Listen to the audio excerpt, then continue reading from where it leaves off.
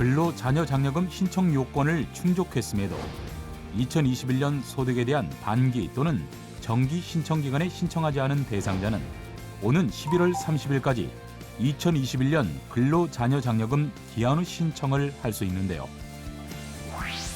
특히 근로자녀장려금 수급 대상이라고 하더라도 11월 30일까지 신청하지 않으면 장려금을 지급받을 수 없는 만큼 아직 신청하지 않은 대상자는 기한 내에 신청을 꼭 해야 합니다.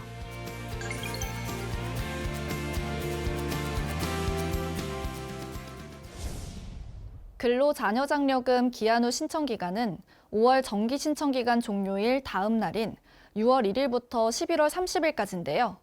따라서 12월 1일 이후에는 신청 요건을 충족하더라도 신청할 수 없습니다. 2021년 소득분에 대한 근로자녀장려금은 2021년 근로, 사업, 종교인 소득이 있는 자로 가구 유형에 따른 소득 재산 요건을 모두 충족해야 신청할 수 있는데요. 다만 기한 후 신청의 경우 장려금 산정액의 90%만 지급되며 신청한 장려금은 요건을 심사해 내년 1월 말에 지급될 예정입니다.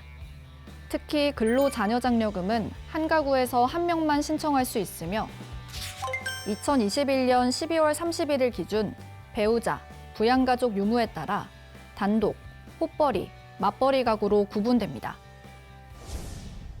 또 근로, 사업, 종교인 소득을 비롯해 이자, 배당, 연금, 기타 소득을 포함한 2021년 부부 합산 총소득이 근로장려금의 경우 단독 가구는 2,200만 원, 호벌이 가구는 3,200만 원, 맞벌이 가구는 3,800만 원 미만이어야 신청 가능한데요.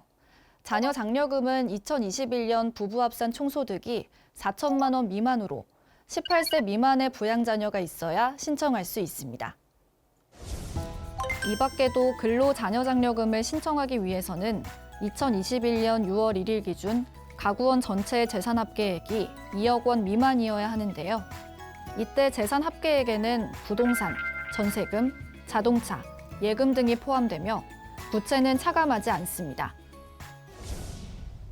국세청으로부터 안내문을 받은 경우에는 스마트폰 카메라를 켜서 우편 안내문에 있는 QR코드를 비추고 모바일 홈택스로 연결되면 별도의 접속 없이 주민등록번호 뒤 7자리를 입력해서 신청할 수 있는데요. 아니면 자동응답 전화 1544-9944번으로 전화해서 음성 안내에 따라 주민등록번호와 안내문에 있는 개별 인증번호를 입력해서 신청할 수 있습니다. 이 밖에도 신청 안내문에 고지된 신청용 개별 인증번호를 이용해 홈택스에서 신청하거나 QR코드, 자동응답 전화, 홈택스 이용이 어려운 경우에는 세무서 장려금 담당자에게 전화해 신청을 요청할 수 있는데요. 만약 신청 안내문을 받지 못했더라도 신청 요건을 충족한다고 판단되면 홈택스 또는 모바일 홈택스에 접속해 증거 서류를 첨부해 신청할 수 있습니다. 한편 종합소득세 확정신고 대상자는 근로장려금 결정일까지 확정신고를 해야 장려금이 지급되며 가구원 재산 합계액이 1억 4천만 원 이상, 2억 원 미만이면 장려금 산정액의 50%만 지급되는데요. 또한 자녀장려금은 종합소득세 자녀세액 공제금액을 차감하고 지급되며 미납한 세금이 있으면 지급액의 30%가 미납된 세금에 납부되고 나머지만 지급됩니다. 국세청 직원은 장려금 신청과 관련해 일체의 금융정보를 절대 요구하지 않는데요. 따라서 근로장려금 신청을 사칭한 보이스피싱이나 스미싱 등 전자금융범죄에 주의하시길 당부드립니다.